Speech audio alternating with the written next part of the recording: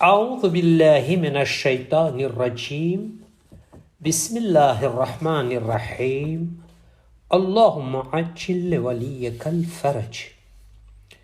હઝરત અમીરુલ મોમિનીન અલી ઇબ્ન અબી તાલિબ અલૈહિસ્સલામ નહજુલ બલાગાની અંદર હિકમત નંબર 57માં ઇરશાદ ફરમાવે છે કે સંતોષ એક એવો ખજાનો છે જે કોઈ દિવસ ખતમ નથી થતો.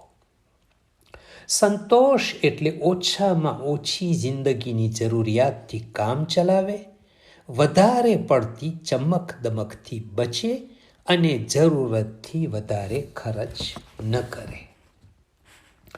ઇમામ અલી અલૈહિસ્સલામ એક જગ્યા પર બયાન ફરમાવે છે કે ખુશનસીબ છે તે માણસ જે કયામત અને મઆદને યાદ કરે, હિસાબના દિવસને માટે અમલ કરે, જરૂરત પ્રમાણે સંતોષી હોય અને અલ્લાહથી રાજી હોય.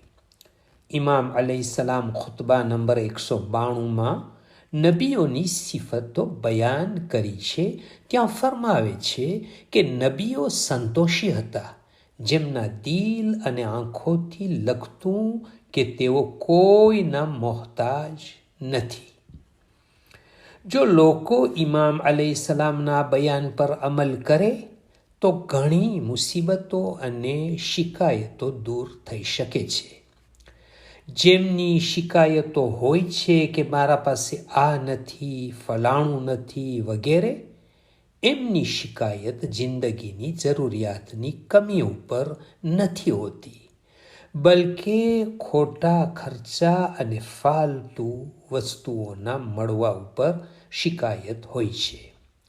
જો બધા પોતાની જિંદગીમાં સંતોષ કરવા લાગે તો ઘણી બુરાઈઓ જેમ કે ચોરી, લાલચ, ગુનાઓ, હસદ વગેરેથી પણ બચી શકાય છે અને ઇન્સાન પોતાના દામનને પાક ઓ પાકીઝા રાખી શકે છે.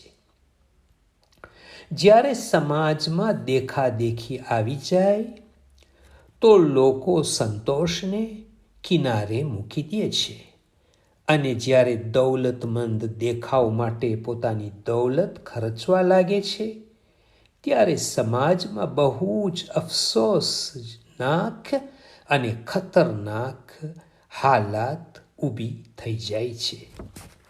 اللهم صل على محمد وآل محمد وعجل فرجهم. From Fountain of Ahlul Bayt alayhim salam.